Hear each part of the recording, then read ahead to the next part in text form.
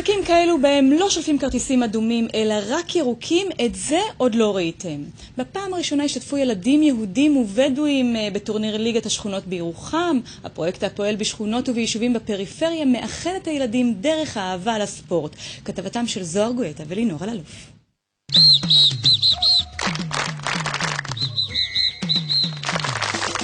הם שכנים מהיום בו נולדו, חופים זה על פני זה כמעט בכל יום, נפגשים כמעט בכל מקום, אבל זאת הפעם הראשונה שהם נפגשים על הדשא.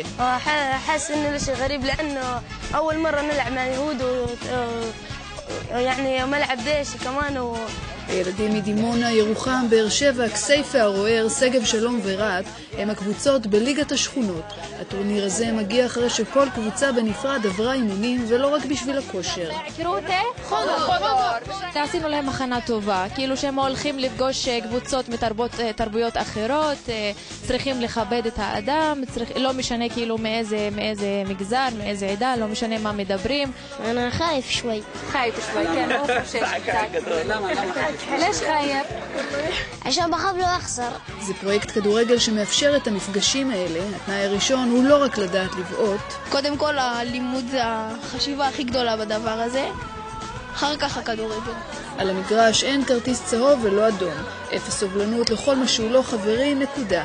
במקום צבעי מלחמה יש כרטיס פרגון בצבע הדשא. אני חושב שכדורגל הוא יכול להיות חיבור בין עדות.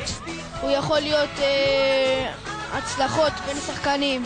הכל טוב בתיאוריה, אבל כשהם רואים את הירוק, כולם רוצים דבר אחד. ان شاء الله راح نغلبهم كلهم. אני אוהב כדורגל קודם כל, ואני רואה את ההתרגשות של הילדים, אתה יודע, זה מדבק. הילד, התנאי שלו להיות שחקן כדורגל זה ללמוד ולהיות בן אדם. עכשיו תוסיף לזה שאתה מפגיש את הילדים שלנו עם כל הנגב, ובספורט אין שום גזענות ולא צריכה להיות גזענות. לא מדויק, אבל דווקא בימים בהם פניו הפחות ספורטיביות של הכדורגל הישראלי נחשפות במלוא כיעורן, על המגרש הקטן בירוחם הייתה נקודה של אור.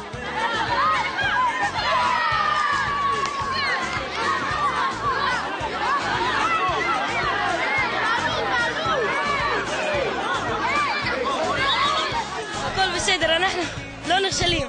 ניצחתם? כן, 3-3. הובלנו, כן.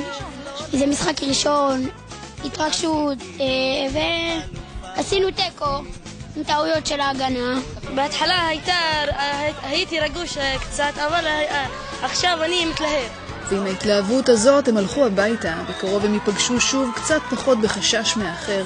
כולם כבר מתרגשים לקראת הפעם הבאה, ובקצב הזה אולי יום אחד הם יראו שההבדל היחידי הוא בצבע המדים.